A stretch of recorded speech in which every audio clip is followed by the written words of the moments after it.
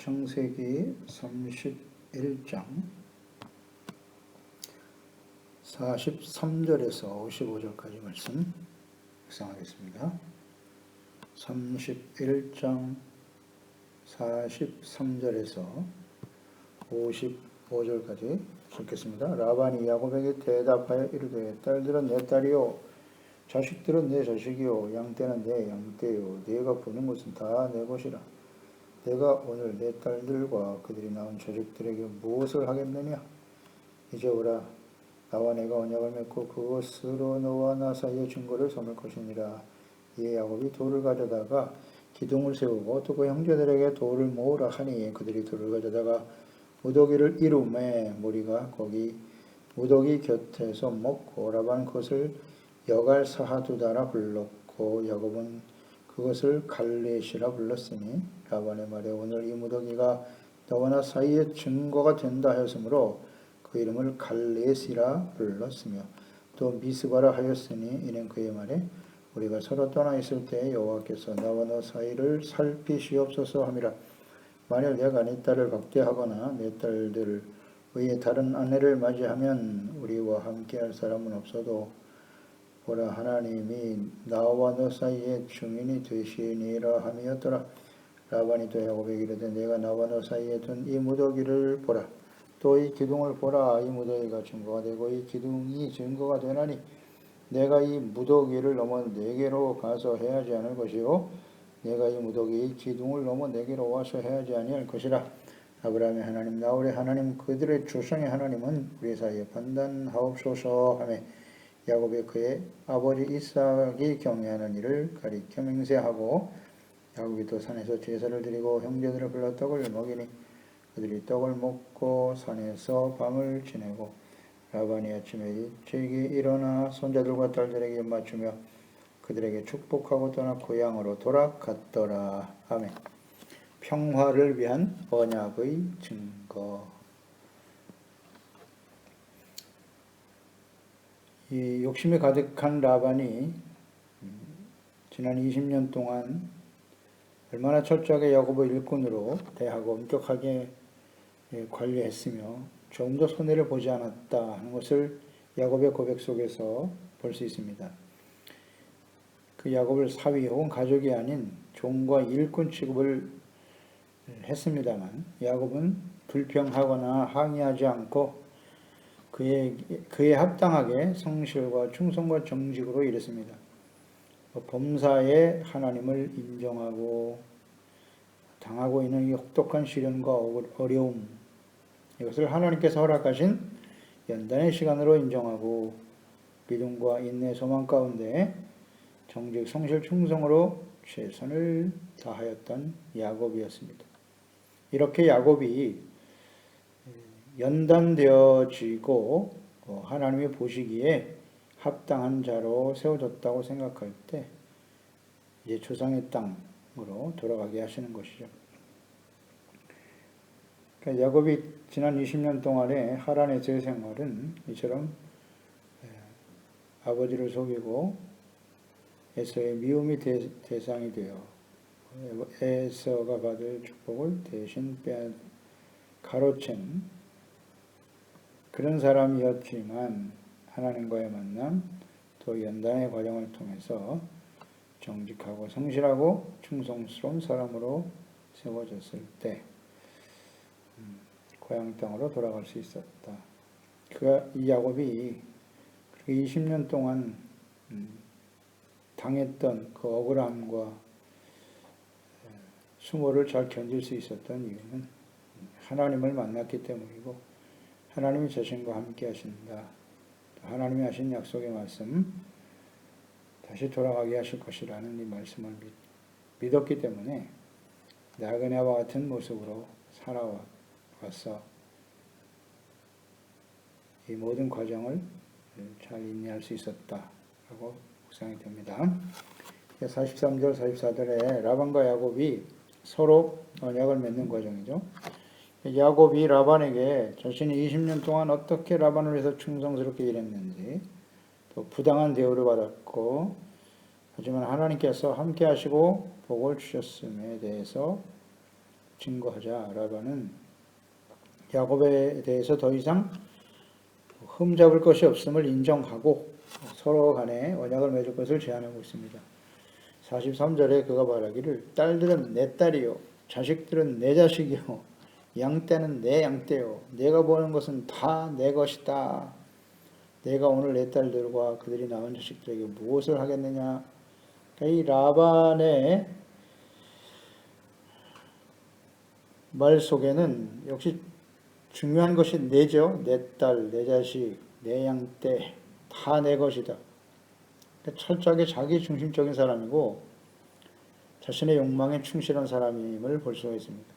모든 것이 자신의 것이다 라고 주장하고 있어요. 하지만 이제 야곱과 이 언약을 맺으면서 더 이상 이들이 자신의 소유가 소유라고 주장하지 않을 것이고 야곱의 것으로 인정하겠다라는 의미를 담고 있습니다.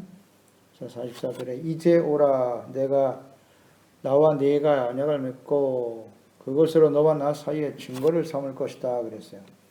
그러니까 라반이 제시한 언약과 증거는 라반이 야곱과 그의 딸들 재산을 여전히 자신의 소유라고 여기고 빼앗기 위해서 달려왔지만 하나님께서 친히 말씀하셨고 또 야곱이 드라빔을 도둑질했다라고 하는 증거를 찾을 수가 없었으며 야곱이 말한 대로 그에게 어떤 잘못도 없음을 라반이 인정하고 이제 야곱이 딸들과 모든 가축과 소유를 가지고 고향으로 돌아가는 것을 이제는 합법적으로 인정하겠다라는 의미를 갖는 것이죠. 이 언약은 라반의 성향을 너무나 잘 알고 있었던 야곱이 하나님의 말씀과 뜻에 순종하여 고향으로 돌아가는 이 일이 무슨 죄를 짓고 남의 것을 도둑질하고 야반 도주하려고 하는 그런 형태를 취하게 되었는데요. 그래서 하나님께서는 야곱이 조상의 땅으로 돌아가는 여정이 정당하고 떳떳하게 인정받도록 하시는 것이고 또 서로에게 오해가 없도록 하셨다. 이것이 이제 언약의 의미일 것입니다. 언약.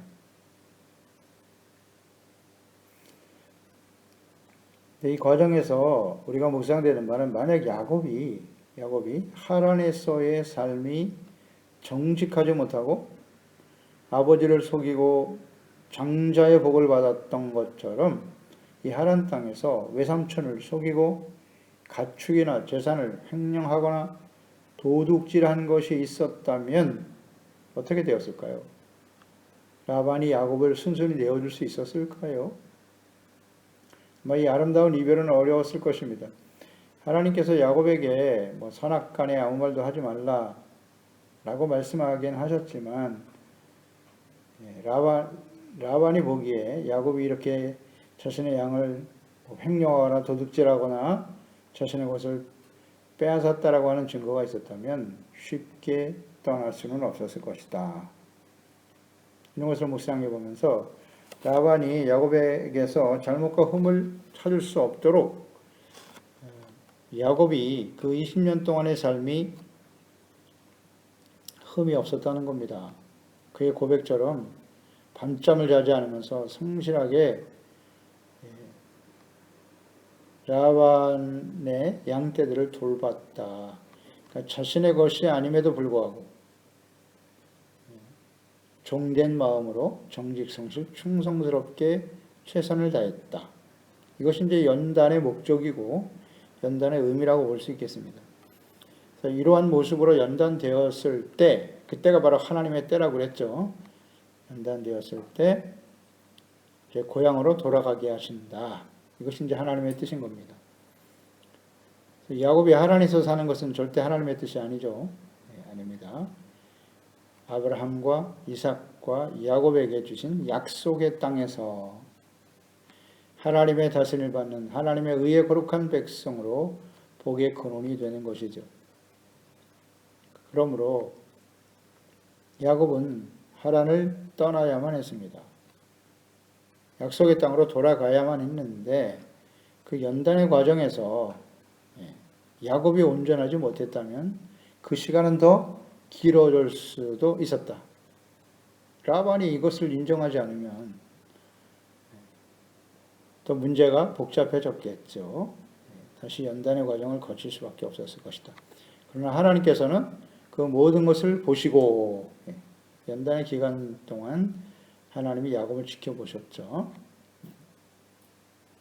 그래서 연단이 의미가 뭔고 목적이 무엇인가를 야곱의 삶을 20년 동안 하나님의 삶을 통해서 우리는 잘 깨닫게 되는 거예요. 정된 마음, 겸손한 자세로, 청지기의 자세로 하나님의 것을 맡아 성실, 충성, 최선을 다해서 섬겼다. 이런 것 주님께서 원하시는 겁니다. 그래서 라반이 이제 야곱을 돌려보내줄 수밖에 없는 상황이 되었다는 것입니다. 45절, 49절에 이에 야곱이 돌을 가져다가 기둥을 세우고 여갈 사주다라 하였다. 기둥을 세우고 라반과 야곱 사이에 지금 언약을 맺었다 하는데요. 그 돌무더기의 이름이 여갈 사주다. 이건 아람 말이죠. 증거의 무더기다라는 뜻이에요. 당시의 사람들은 관습 중에 하나가 어떤 언약을 세울 때 돌무더기를 세우고 그것을 증거로 삼았다고 하죠. 그래서 야곱은 이것을 갈렛이라 불렀다. 갈리엣은 히브리어로 증거의 무더기 뜻은 같죠. 증거의 무더기다. 또 이것을 미스바라고 불렀다. 미스바라고 하는 것은 히브리의 미스파인데요. 망대라는 의미를 가지고 있기도 하고 감찰하다라는 의미를 가진 첩파에서 유래된 말이죠. 그러니까 우리가 서로 떠나 있을 때 여호와께서 나와 너 사이를 살피시옵소서 합니다. 그랬어요. 이제 야곱이 돌무더기를 증거로 해서 그가 약속의 땅에서 그의 딸들과 함께 살아가는 삶을 하나님이 지켜보실 것이고 또 너와 나 사이에 이렇게 화평의 조약을 맺고 헤어지는 이 과정 또한 하나님이 다 증거가 되시고 지켜보실 것이다. 이것을 좀 확인하는 그런 의미가 있다고 보겠습니다. 사람과 사람 사이에 모든 일에 대해서는 각자의 판단과 주장이 달라요. 이것으로 인해서 분쟁과 다툼이 끊이지 않는 것입니다. 민족과 민족, 나라와 나라가 혹은 동네와 동네 간에 계층 간에 서로의 주장이 다르기 때문에 자신의 생각이 옳다고 여기기 때문에 다툼과 분쟁이 일어나는 거죠. 물론 그 기저에는 욕심이 깔려 있습니다만 욕심 때문에 다툼이 일어나는 것이죠. 그런데 하나님께서 감찰하시고 하나님이 판단해 주실 것이라는 증거예요. 그럴 때 이 다툼이 더 이상 일어나지 않겠죠. 자신들의 주장과 뜻이 아니라 하나님이 증거가 되신다. 그러니까 최종적인 판단과 옳고 그름의 증인이 하나님이시다라는 거죠. 이것을 항상 인정해야 합니다. 인정해야 합니다.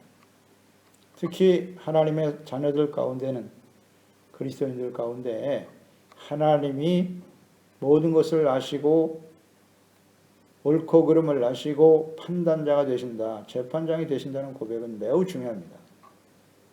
그럴 때 우리 교회 안에서 성도들 간에 혹은 교회와 교회가 서로 싸우고 다투는 일이 없겠지요. 매우 중요한 의미를 가지고 있습니다. 오늘날 교회와 성도들 간에 주회종과 성도들과 다투고 교회와 교회가 다투는 이유가 무엇일까요? 서로가 각자가 의롭고 바르다고 주장하고 있지 않습니까? 그러니까 이 하나님을 인정하라. 그러니까 하나님의 사람 다윗의 고백과 증거를 묵상하게 되죠. 10편 7편 10절로 11절에 나의 방패는 마음이 정직한 자를 구원하시는 하나님께 있도다. 하나님은 의로우신 재판장이시며 매일 분노하시는 하나님이시로다. 나의 방패는 마음이 정직한 자를 구원하시는 하나님께 있다. 그렇습니다. 하나님은 마음이 정직한 자를 구원하시는 분이기 때문에 그 하나님이 나의 방패가 되신다는 것은 내가 하나님 앞에서 정직하고 바르게 살아가고 있으며 그것을 판단하실 분은 하나님이라는 사실을 확신하고 있다. 그럴 때 이런 고백을 하게 되는 거죠. 하나님만이 의로운 재판장이시다. 죄에 대해서는 매일 분노하시는 분이기 때문에 이 하나님을 분명히 알고 있었고요. 시편 10절 14절에 보면 주께서는 보셨나이다. 주는 재앙과 원한을 감찰하시고 주의 손으로 갚으려 하시오니 의로운 자가 주를 의지하나이다. 그러니까 사람들과의 관계 속에서 오직 하나님께서 모든 것을 지켜보신다. 하나님은 정직한 자의 편이다. 의로운 재판장이시고 죄에 대해서는 분노하시는 분이며 재앙과 원한을 감찰하시고 주님의 손으로 갚으시는 분이다. 따라서 나는 의로운 자가 되어 주님만을 믿고 의지하겠다라는 고백이죠. 그렇습니다. 이 의의 재판장이 되시는 하나님을 알게 될 때, 또 죄에 대해서 하나님이 판단하신다는 것을 믿고 의지할 때 사람 간에 서로 분쟁하거나 다툴 필요가 없어요. 하나님께 모든 것을 맡기고 나는 정직하고 의로운 길을 가겠노라 고백하게 되는 것이죠. 그러니까 이런 하나님을 분명하게 믿게 되어질 때 때로는 억울한 일을 당할 수도 있습니다만은 하나님 앞에서 당당하게 흔들림 없이 의의 길을 갈 수 있는 것입니다. 라반과 야곱이 맺은 언약과 증거의 내용을 보면 52절에 이 무더기가 증거가 되고 이 기둥이 증거가 되나니 내가 이 무더기를 넘어 네게로 가서 해하지 않을 것이고 내가 이 무더기 이 기둥을 넘어 네게로 와서 해하지 아니할 것이다. 이것이 야곱과 맺은 언약과 증거의 내용이네요. 상호 불가침 평화조약이라고 볼 수 있겠습니다. 선행절의 50절에 보면 만일 내가 내 딸들을 박대하거나 내 딸들 외에 다른 아내를 맞이하면 그러네요. 우리와 함께 할 사람은 없어도 하나님이 나와 너 사이에 증거가 될 것이다. 그 언약의 내용 중에 자신의 딸들을 박대하거나 다른 아내를 절대 맞이해서는 안 된다. 이것을 라반이 딱 못 박아 버렸네요. 이것은 아주 중요한 내용이라고 보겠습니다. 그래서 이 언약대로 야곱은 다른 아내를 취하지 않았고 그 12명의 아들들을 통해서 이스라엘을 기초가 되는, 근거가 되는 그런 일이 계속되었는데 이것이 야곱과 라반 사이에 맺은 하나님 앞에서의 언약 때문이구나 하는 것도 묵상하게 되네요. 딸들을 절대 박대하지 말고 다른 아내를 맞이하지 말라고. 하나님이 하실 말씀을 대신한 것 같아요. 그래서 이렇게 언약을 맺었다. 또 야곱은 그 위에 충실히 약속을 지켰다는 것이고 또 하나는 52절 말씀처럼 상호 불가침 평화조약이다. 서로를 공격하거나 침략하는 일이 없도록 하라. 사실 현실적으로 볼 때 가나안 땅과 하란은 거리가 너무 멀기 때문에 서로 침략하는 일은 없습니다. 너무 거리가 멀죠. 다만 이 의미는 야곱과 자신의 딸들이 평안히 하나님의 약속의 땅으로 돌아가게 된 것을 확증하는 거죠. 합법적으로 증거하는 언약의 의미를 가지게 되는 것입니다. 그러니까 서로에게 더 이상 책임을 묻거나 혹은 손해배상을 해야 하는 일이 없기 때문에 해를 가하거나 공격할 명분이 이제는 없다는 거예요. 이것이 바로 언약의 의미예요. 돌무더기를 떡 세우고 너와 나 사이에는 더 이상 손해를 배상하거나 책임을 묻거나 할 일이 없어. 그러므로 서로 공격하고 침략할 명분은 없다. 이것이 중요한 의미라고 보겠습니다. 53절에 아브라함의 하나님, 나홀의 하나님, 그들의 조상의 하나님은 우리 사이에 판단하옵소서 하며 야곱이 그의 아버지 이삭이 경외하는 일을 가리켜 맹세를 했다.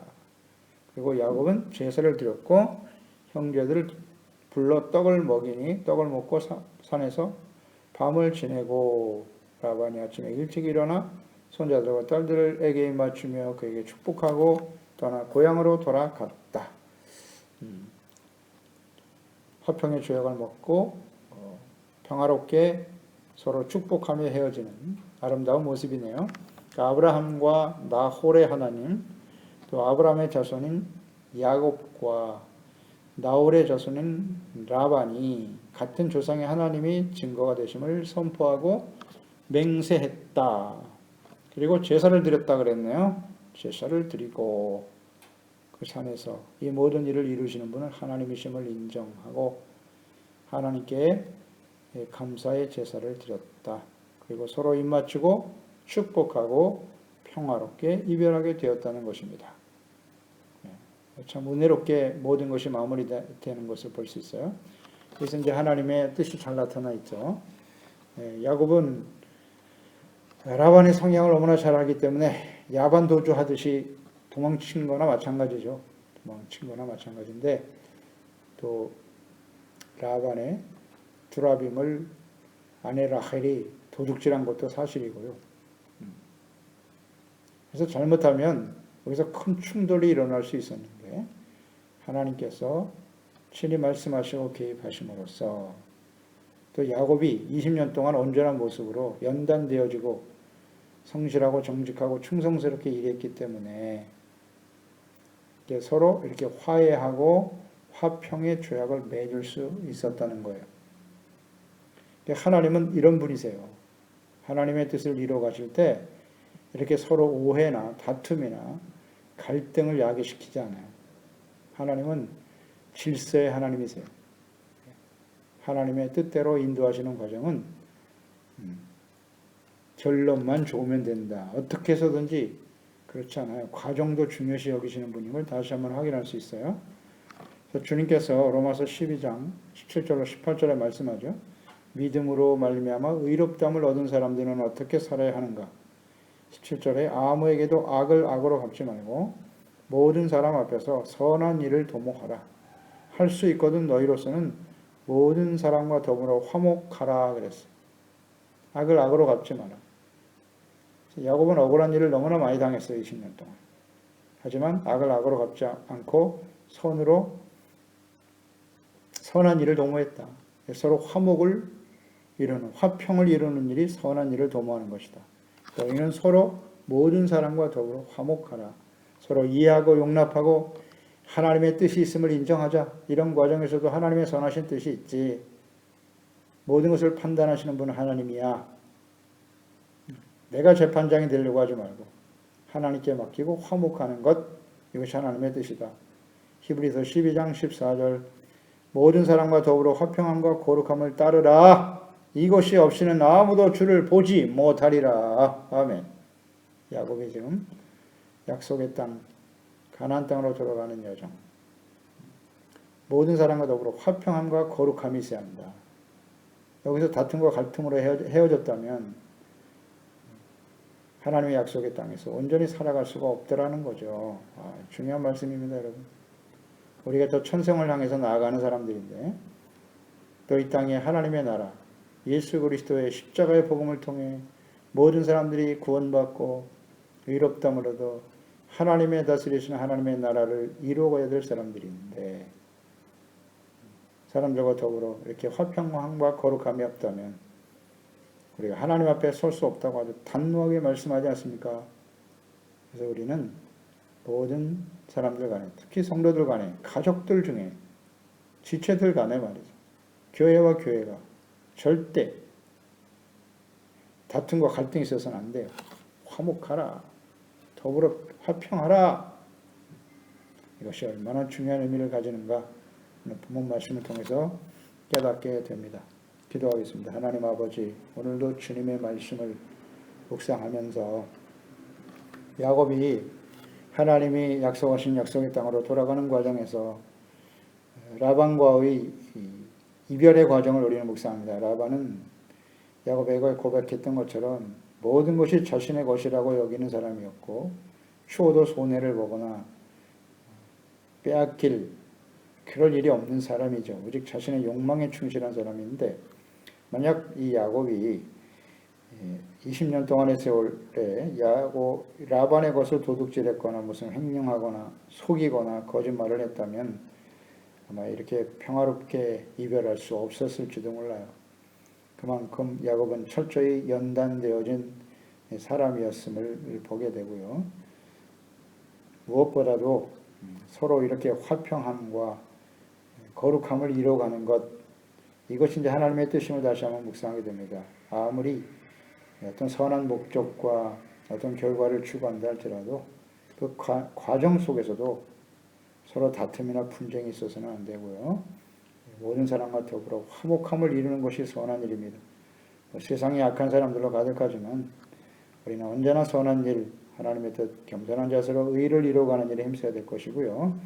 화평함과 거룩함이 없이는 주를 볼 사람 보지 못할 것이다 하셨사오니 우리가 살아가는 삶의 여정에 야곱과 같이 우리를 감찰하시고 판단하시는 재판장이신 하나님, 다윗의 고백처럼 모든 것을 하나님께 맡기고 이해와 용서와 불쌍히 여김으로 화목함을 이루어가는 그런 우리 소중한 가족들, 또 우리 가정을 이루고 자녀들이 될 수 있도록, 또 우리 교회 모든 지체들이 될 수 있도록 도와주세요. 예수님의 이름으로 기도드립니다. 아멘.